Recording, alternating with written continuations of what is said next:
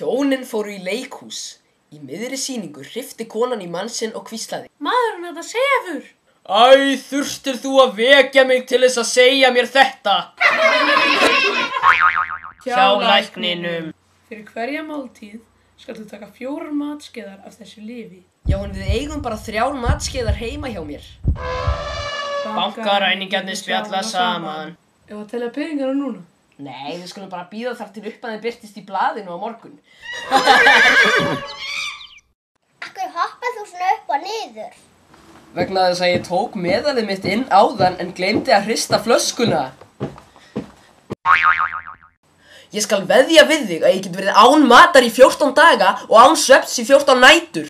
Hvernig ætlar þú að fara því? Það er sára einfalt. Ég borða bara á næturna og sef á daginn.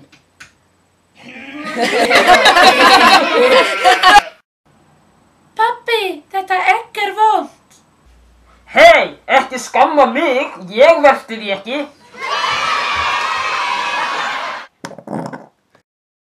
Hvernig gengur að þjálfa vin minn?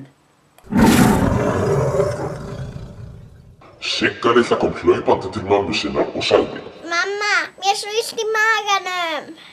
Það er bara vegna þess að maginn er tómur. Þú þarft að fá þér eitthvað að borða. Eftir augnablik kom pabbinn inn og kvartaði undan höfuðverk. Þá galli þeirri litlu. Það er bara út af því að hausinn er tómur.